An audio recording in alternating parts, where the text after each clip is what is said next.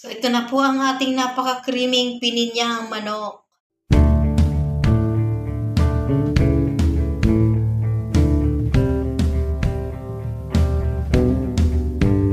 Hello mga kabayan! Dito na naman tayo sa kusina ngayon. Magluluto tayo ng pininyahang manok.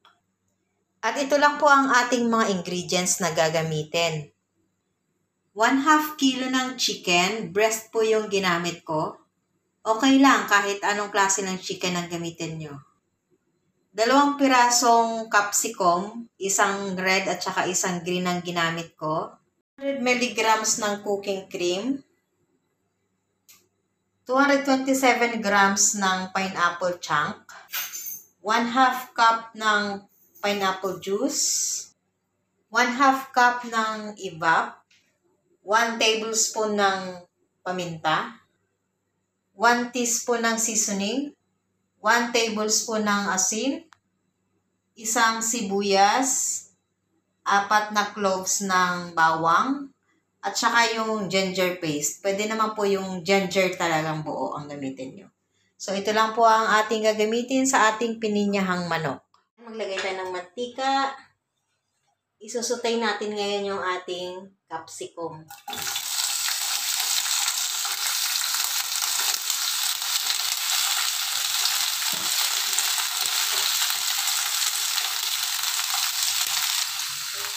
Sutay natin to para hindi siya malusak mamaya.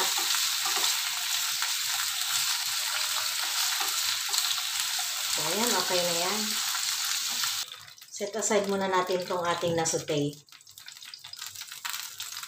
So, lagay natin yung ating sibuyas.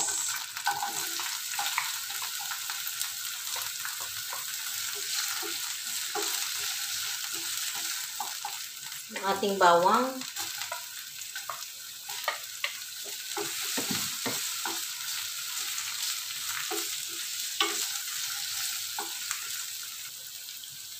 So, ayan, medyo nagpa-brownish na siya.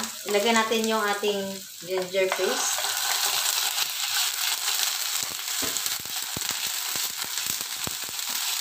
Ilagay natin yung ating chicken.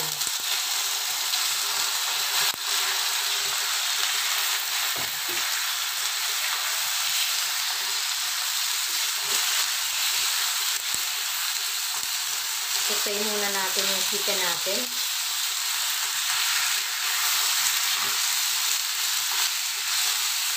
Pasangkot natin ng saglit. Tapos lagay natin yung ating asin.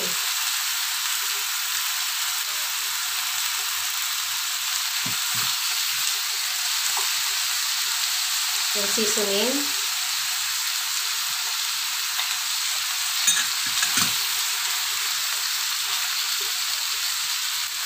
Yung ating paminta.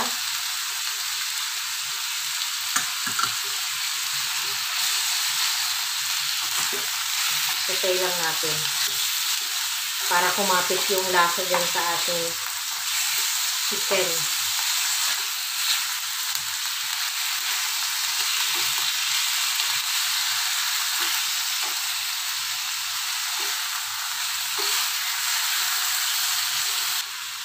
So, ayan, medyo brownish na rin yung ating chicken. Ilagay natin ngayon yung ating pineapple juice.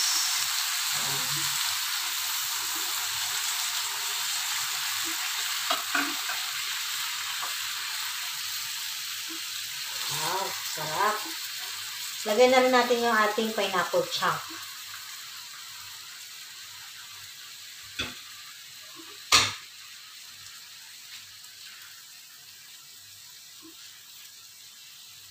Wow.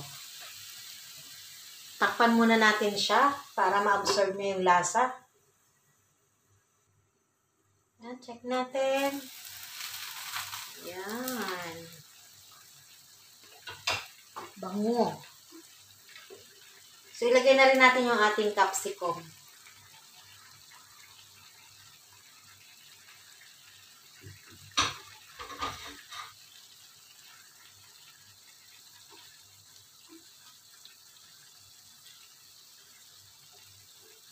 Lagay na rin po natin yung ating evap.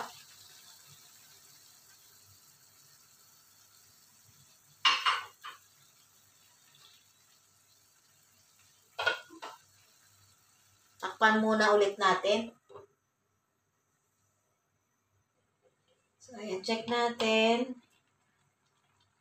Ay, wow. Ang bango na niya.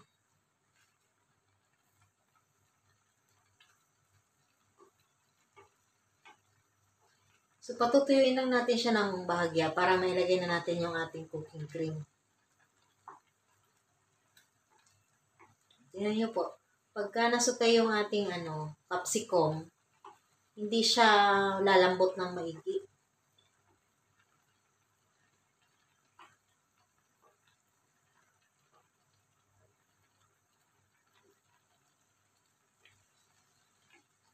Bango. Tsura pa lang, masarap na. Takpan ulit natin siya. Patuyuin lang natin ng konti. Check natin ulit. Ayan. So, medyo natutuyo na siya. Patuyuin pa natin ng konti. Para ma-absorb niya talaga yung mga ingredients. Sarap na niya, oh. Sige, takpan muna natin ulit.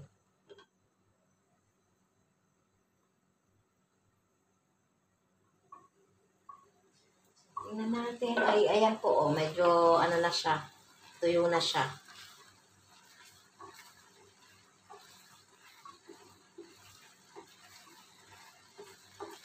Dahil sa tuyo na siya, ilagay na natin yung ating cooking cream.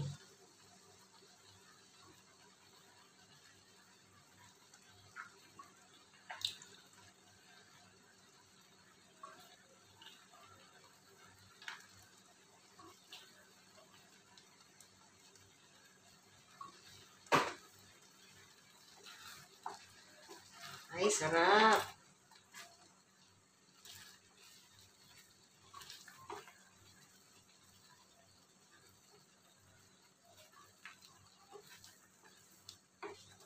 Oh, creamy-creamy na siya.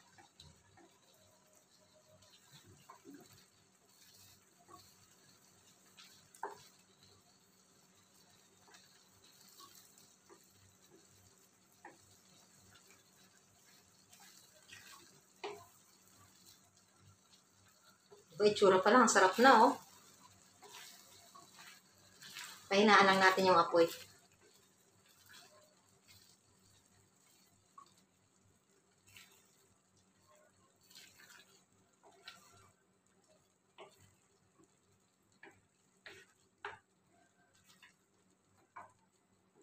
Diba? Sarap.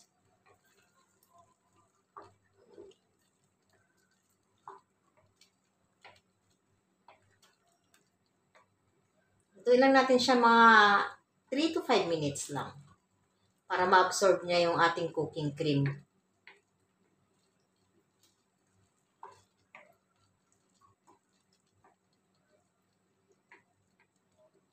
Sarap, no?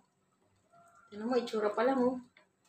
Oh, parang mapaparami na naman ang kanin nito, ah. Di bali. Suhur na.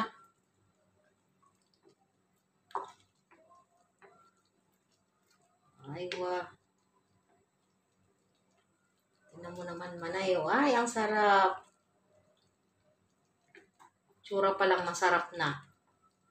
Lalo na yung lasa niyan. Ay, wow. O, sige. Pwede na. Pwede na nating ihain yan. Ilabas na ang bandihadong kanin. Sige. Ihain na natin siya. Po ang ating napaka-creaming pininyahang manok. Ayan. So, itsura pa lang masarap na. Kanin pa more. So, enjoy. Thank you for watching. Please like, share, and comment. See you sa ating susunod na recipe. Happy tummy!